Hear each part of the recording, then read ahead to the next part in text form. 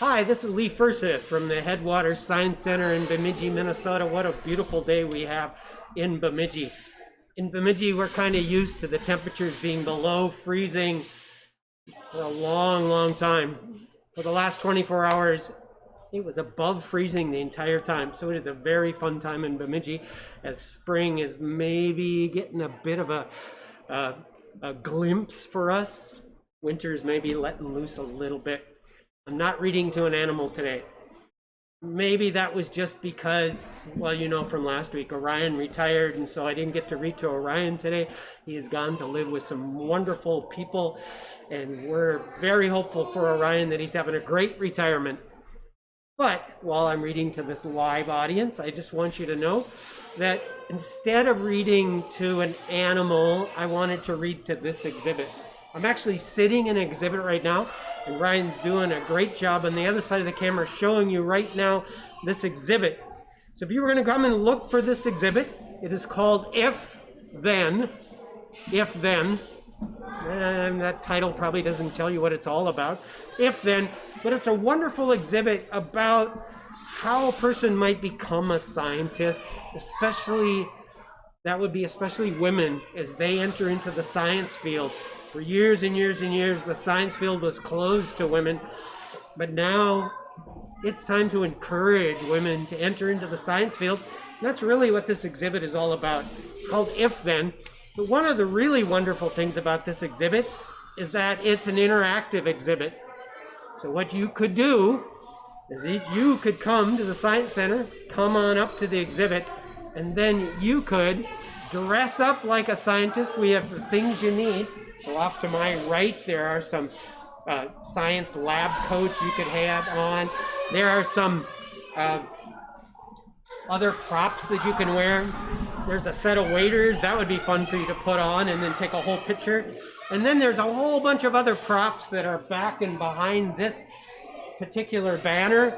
And you can go ahead and stage exactly which scientist you were thinking about. And then it becomes important to use a hashtag. So what is a hashtag? There's one just above my head. Is that kind of how it's working out? Ryan, is the hashtag right above my head? So that's the hashtag. You take a picture, you would release it on Facebook, and that could be the hashtag you use. Or, hey, just come and take a picture. Having said that, this book is about Jane Goodall. And Jane Goodall, the book is actually called Me and Jane. And I want to read it to you. One of the wonderful things about this book is that as you look at the pictures, I want you to imagine that they're actually her drawings. That was the intent, was to say she did the drawings. Well, let's get started in the story. So Jane had a stuffed toy chimpanzee named Jubilee.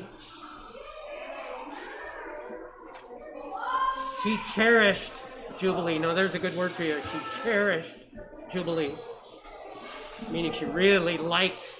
That's probably better than really liked. She loved Jubilee and took him everywhere she went. And Jane loved to be outside. She watched birds making their nests, spiders spinning their webs. She watched squirrels chasing one another up and down trees. Yeah, for you in the virtual world, today I'm sharing because we've got a live audience. I want to make sure they can see the pictures as well, but I want you to see them. Jane learned all that she could about animals and plants. She studied in her backyard, and she read about them in books. Think about what book maybe she's thinking about. What book would have led Jane to become the scientist she is? This is some of her notebook sketches and her drawings and her notes. We kind of promote that in the science world. Keep some notes. Go and look at Einstein's drawings. Einstein kept all kinds of drawings as well. One day, curious Jane wondered where eggs come from. Where do eggs come from? It wasn't good enough for Jane to go and find the eggs. She actually wanted to see where eggs come from. So she and Jubilee snuck into Grandma Nuts' chicken coop. All right, so you might go, Grandma Nuts? Because that has more than one meaning. This is actually the last name of her grandma, N-U-T-T. Grandma Nuts' chicken coop. So there she is. she and Jubilee, getting in to the chicken coop.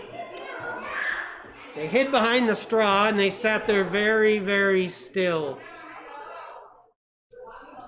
You see the chicken? And observed the miracle. See it? Literally watched the whole process happen. It was a magical world full of joy and wonder, and Jane felt very much a part of it. Yeah, invite your brother to sit right there. Yes, we have a live audience, so you're going to want to see that picture. You missed just the first few pages. Your brother can tell you about it when the book is all done. Jane often climbed her favorite tree, which she named Beech. She would lay her cheek against the trunk and feel and seem to feel the sap that was flowing beneath her cheek. You know about sap? Sap in trees, you know about sap? She could feel her own heart beating, beating, beating. You remember the name of the monkey? The chimpanzee, remember the name? Yeah? Jubilee. Good name. Good name for a monkey.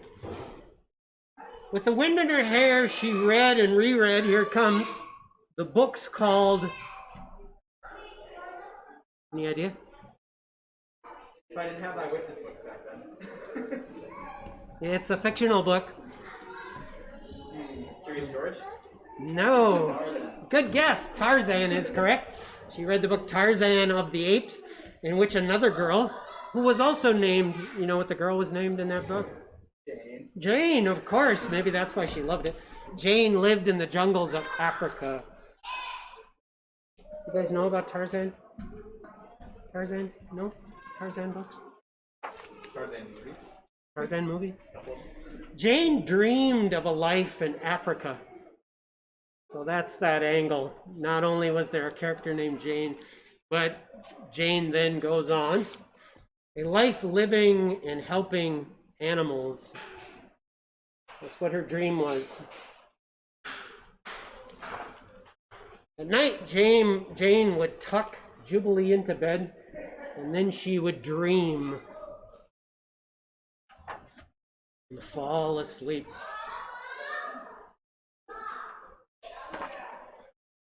To awake one day, see what happened? See what happened? See. To become her own dream. Get it? See what happened? She grew up. She's now a... Now, there are 2 letters at the back of this book. This is a great letter about Jane Goodall. It would be fun to read that one. And then she writes a letter and signs it at the bottom, Jane. And this is what she's saying about the things she cares about the most. Say, by the way, there are a couple of websites that you might want to go to find out more about her. And of course, she ends up caring deeply about animals. Here's one of her sketches. Is it okay to put sketches into science journals? What do you think? Well, of course. Why not? Second book. Daylight, Starlight. Ryan, I'm going to rely upon you for this term. Don't give it yet. Because it's going to talk about 2 different animals.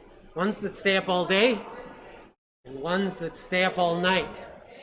But the coolest word, I think, in maybe the entire science world are these animals that are only up beginning of the day and end of the day. That's not in this book, so we'll turn to Ryan maybe as we get towards the end of the book. The sun shines on the earth, bringing light and warmth of day. Do you know these daylight visitors? The earth spins away from the sun, bringing darkness and cool. Do you know these starlight animals?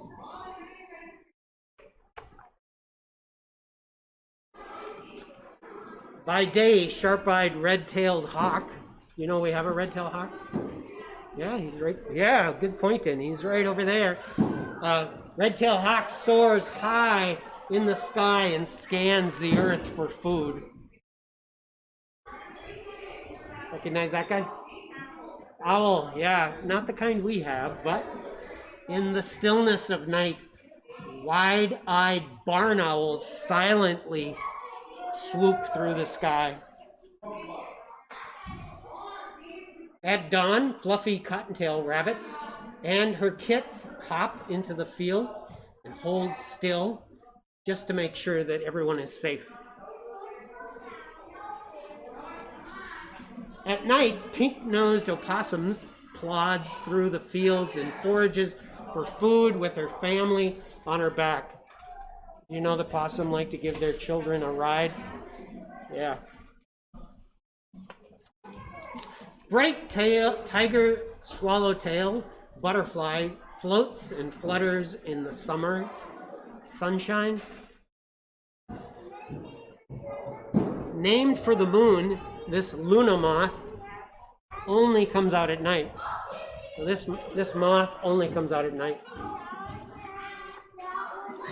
Graceful white-tailed deer finds her fawn hiding in a flower-filled field. Yeah.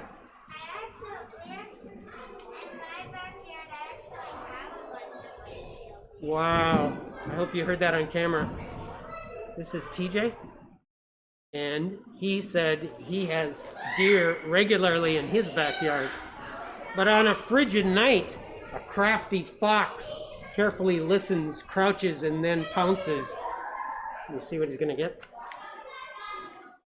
Are foxes night eaters, Ryan?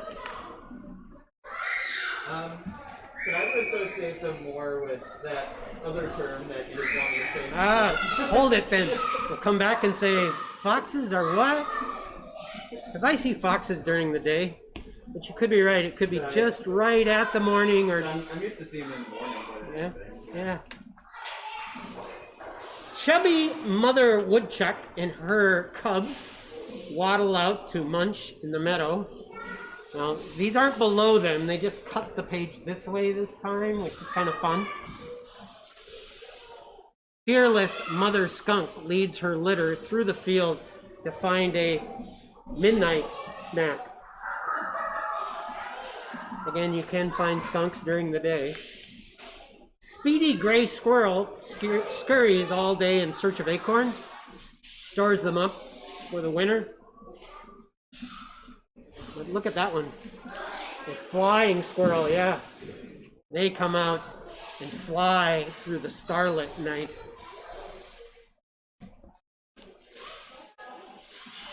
Brightly colored box turtle shuffles through the tall grass, searching for slugs, snails, strawberries. Warty toad will stick out his sticky tongue to slurp down a nighttime meal of moss. Ryan, was kind of thinking you might have an exception to this description, the warty toad.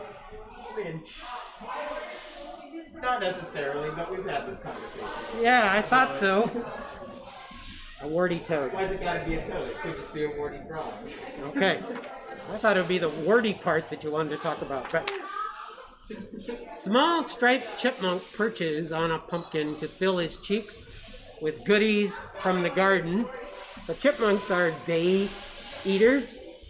They live in the day. They're awake at the day. But this deer mouse scampers down a log and finds a firefly. I'm assuming to eat. What do you think? We have some more people in our audience. There's a chair right there. You could sit in that one if you wish. Wow. Our audience just doubled in size.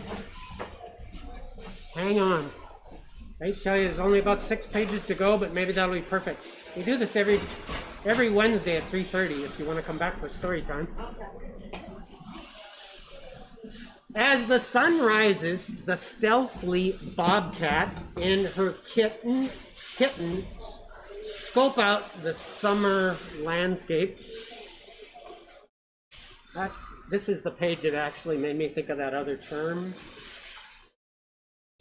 On a cold winter's night, the clever coyote howls beneath the stars a call up his pack, suggesting that coyotes, yeah, are nighttime animals. That's pretty good, actually. Yeah, that's pretty good. It's a little more, well, we got lots of howlers now. It's a little more yippy than a howl. Yeah. We have coyotes in the Bemidji area. Oh, yeah. Oh, yeah. We have coyotes in the Bemidji area. What? What would they be at? You'd probably want to go out of town a little ways, but, yep, we'd have coyotes. Yeah, let's go out into the national forest we got just east of town. You'll find them out there all the time. And you should practice your yipping because you're going to go out there at night. Yeah. You, especially with that howling, you might actually get a wolf to respond too. Could be. Anyway, colorful red cardinal welcomes the sunrise with a sweet song. As night falls, the song of the brown-eyed barred owl fills the forest. Now they're reversing that page. You remember how they did the night was on the bottom half, the day was on the top half? They reversed it now. As our world turns from night to day, critters big and small come and go while you're resting. Raccoons are racing under the cover of night. Raccoons are night animals. In Chicago, you see a lot of raccoons. Are you from Chicago? Well, welcome to the Headwater Science Center. I bet you do have raccoons in Chicago. Yeah. Who knows what the light of morning will bring? Look and listen. There's a picture for you. And these pages, like you often find in the library, these pages show a little bit about all those animals. I get my books from the Bemidji Library, and then we read them here. All right, so daylight, starlight. So daylight animals, we'll turn to Ryan for this terminology. Daylight animals are called what? Diurnal. These are diurnal animals, the ones that are daylight. Then we have starlight animals, and those are called Nocturnal. nocturnal. And those are two really fun terms. But here's one for you. This is an animal that likes to be up in the morning and then will be up just before the sun goes down. So there have these two. That would be what? Crepuscular. Corpuscular. Crepuscular. Crepuscular. And here's a fourth one for you. Oh, here we are. So there's some animals that are just kind of up and about, sort of off and on throughout the whole cycle. There's not like necessarily a really strict time when they're up and about. And so we call those animals captemeral. I actually saw that the other day. Saw that in a book and went, wow, there's a whole nother term.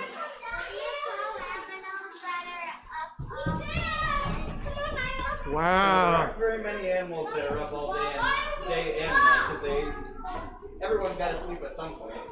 And so most animals actually sleep a lot more than we do. And so I honestly can't think of any animals that are up all the time like that. We probably mostly call those animals captemeral. Hey, thanks for tuning in today. I'm going to sign off. Nice having a live audience here at 3:30 show.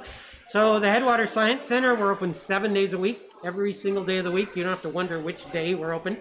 But Mondays through Saturdays, it's 9:30 to 5. Sundays are 1 to 5.